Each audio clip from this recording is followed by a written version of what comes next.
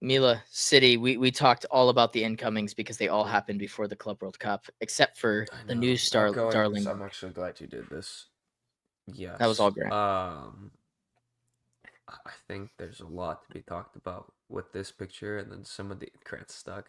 Um, and then there's also the rest of the outgoings, just based off pure wages that they had. Like Ederson in this picture was making the least. He was making dirt money, 100K a week, undeserved, but whatever. KDB was making 300K a week, 400K a week. Jack Grealish was making 300K a week. Gundogan was making 230K a week. We have Ederson, like I said. Kyle Walker, 175K a week. It's a lot of guys on a lot of bread. Um, and I think that's the most important thing is we got out the old guard, brought in the new guard, and got a lot of wages off the books in the process to help build for the future. And it has nothing to do with the transfer window, but with the ruling today, the settlement today, we're going to have more firepower to bring into the transfer window. So that's more of a future thing, but in terms of setting up for the future, I think that's what a lot of this transfer window was doing. And in that sense, we did a really good job. I think the only one that confused people a lot was the Donnarumma signing. And there are reasons for that. I think if you just look at the direction this team's going, it makes sense in a way. But it is unfortunate for Trafford. And then I think we have two gaps to fill, and they weren't addressed in this window. But outside of that, everything else has been addressed. We needed 8 players, 9 players, what, half a year ago when we were talking about it? They addressed Hmm. most of those positions. They addressed 7 out of 9, I think. That's Right back. fantastic. It's been two, That's I it. think, right back, right wing, right side altogether. Um, but Bob can obviously come into that. But immediately, Bob, right now, Foden. there are definitely There's people that's gonna variations. enter that. I think Foden's gonna end up in the middle, but we do need him to just actually fucking touch the pitch. So Yeah. There's enough attacking talent. I'm not as worried. I yeah, think right back's definitely. the only real hole that is Yeah. we're Yeah, worried about. I can agree on that. And I think Livermento's the clear and obvious one, just with how good he is, how versatile he is, and obviously our past wanting of him, And the lack of options elsewhere in the market. lack of options. Yeah. And now we have the extra bread to go get him. So that seems like it's gonna come. But in terms of this window, I think we did a really good job. Could have done better. And I think maybe we're buying into the media a little too much. Because we could have just spent the money and been done with it and spent less than Liverpool this season. Yeah. I liked the But window a everyone would have lot. been on our ass. Of Everyone would have course. been on our ass. I liked I liked the city window. I Yeah. think to your point there was a lot of gas with it. You need to look at what exactly is happening at City right now. I think it's hard for a lot of people to really grasp. It's a full-on rebuild while also playing in every top level competition with the expectation of winning said Yep. competition. Chelsea were in 12th when they do it. United are where they are right now. Spurs are not in the same situation City are in, but in a very weird, similar type of situation where True. they're trying to rebuild, they're trying to compete for everything, but they have no expectation. City have every expectation because of what Mila was saying, the money they've spent in the past, all of these things. Pep Guardiola's there, the best manager we've seen in this era. All of these things. It is so much. And I think in a perfect world, you might be looking at a Stones or an Ake. Oh, they're still here. You can't get rid of all of them. Chelsea did because they were in 12th. It didn't matter. Man City cannot afford to do that. You still need to have some of that old guard passing down the wisdom, the knowledge, if you will. Obviously, you still got guys like Rodri playing week in, week out in a perfect world. And Holland, I think, understands what it means, what needs to be done. I think you have that there, but it is just so much. And I think it's hard to really project in a sense, similar to how we're struggling with Liverpool. There's just so much going on at City. There's so much unknown. But to Milo's point, they did really well in their outgoings, gave themselves some financial flexibility, and realistically only missed out on one more position to really answer every question. There are still questions about the players they brought in, but I still think most of them have pretty high floors. So I feel like 8's pretty safe for City's window.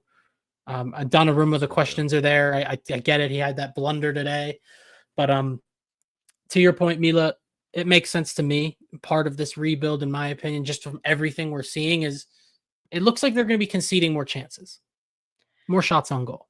I think you prefer to have a Donnarumma in there. He also has his negatives, but again, I theoretically understand it. And the video you sent, I did like. Maybe they do start rotating keepers. That's what I was just about to bring up. I'm down because it's not my team. I'm super down to see how that plays out. Posted that, but that was a great video. And if Adam Pep Cleary decides, shout out, if he starts to rotate the goalkeepers, I wouldn't put anything to past match the style of play that he wants to play on that specific day. Fire. It's the most man. That's Honestly, the most. Slavia Prague, Trafford. Exactly. Slavia Prague, Trafford, Liverpool, Donnarumma. I don't know. Bro, Inter Milan did it and went to a Champions League final. Onana only played Champions League. That's true. It's been done. I'm really high on the talent that was brought in. I don't think Absolutely. it addressed. I'm lower on the window as a whole because I don't think it addressed the needs that I had concerns about last year. Like I think Reinders has the ability to be the signing of the summer. At the price point and what he brings to City, absolutely. But I look at City last year and I really had an athleticism problem with the team. I don't look at any of the other signings outside of him and go, well, that's a good athlete. Like, Aït-Nouri's all right. Aït-Nouri's a great athlete. Not. I think he showed that. Cherky's not an athlete. That's fair. But for 30 million. Marcus Bettinelli is a elite athlete. The price makes sense and the talent plays there. But I really had an issue with City not being athletic enough last year. And I think you're starting to see that still in this start of the season. Like, when you get beat in transition, some of that comes down to being not athletic enough. I think those have been addressed. They're just not playing, to your point. So I don't think you should ding it on the transfer. Like, Kusanov was class. He's been our best center back. He's played 45 I thought in the glimpses of game time that we saw from him in the first few games, you immediately saw how important his recovery pace was. I think you were gassing that from the minute you signed him.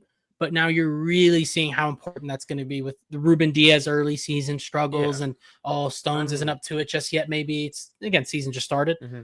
That type of pace that Kusanov has. To your point, though, we can't just ship these guys off like all at once. And the defense is going to be the last to fall, especially because they are literally like they were our guard.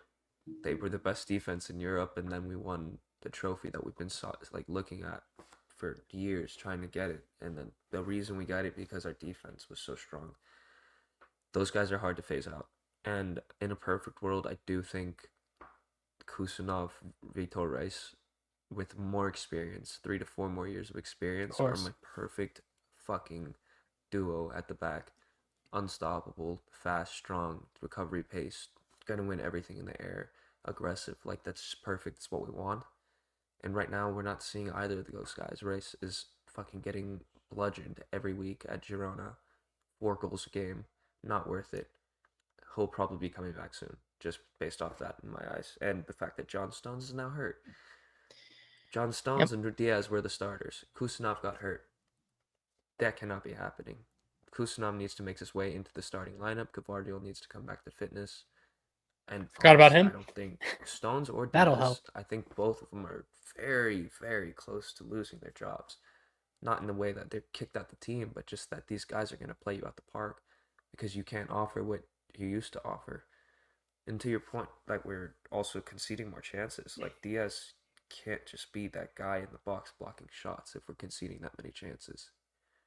Which is a big part of the defense is a lot. I think that's the big piece of the puzzle because you have Nunez, who's a converted midfielder. You have Rico, who physically maybe isn't up to it defensively at right back, more of an inside the lines, very technical, good player. And then Aït-Nouri, who I thought of as a wing back. Again, he can prove me wrong on that, but 2 unknown commodities, if you will, defensively. And then to your point, I think the perfect pairing, given what you have right this second, like, Gvardiol on the left, Kusanov on the right, like, that's just so great, right?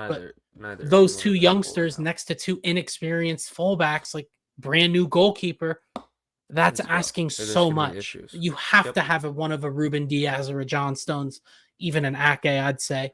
you have to have one of Ouch. those guys still there because you have so many young defenders, and it's a hard position to don't just think throw a they're- youngster in to figure it out. Their game clips are not helping them whatsoever. No, they've struggled, but again, it's hard to You throw have those a youngsters Diaz into the deep missing a end. header. I don't know. Diaz misses this header. Stone slips. It's one play. Diaz just came into the game. Like, come on, dude. We just extended him, and I'm a huge fan. You guys know both of those guys. Yeah. Probably two of my favorite players for the club, Right. but it needs to be better. Especially when we're I'm sure they competing. know. We have two losses on the season already. There's not much room to drop any more points. Yeah. We're gonna drop more points, so that's the thing. I don't. They also have a lot more expectation from me because they've been here. They know better, and they've won what they've won. So the leash is a lot shorter in that sense for me. So what's your ranking on the window? I still think it's an 8, but I think a lot of what was addressed in that position, especially the defense, was addressed last window. Kind of feel like we're grouping them into one window, but if The that's projects. the case, then yeah, it 8 for me is perfect. Grant, you were If an we 8. want to just say this summer, I think we could go like 6. You guys think both a have it lot at of it was 8. I addressed have it like before, a 6.5. I'm gonna give it as a 7.5 because you guys have 2 there. Yeah, we've been I dunking really on like it all the day, talent, Dylan. so yeah. Well, Our ratings are just better.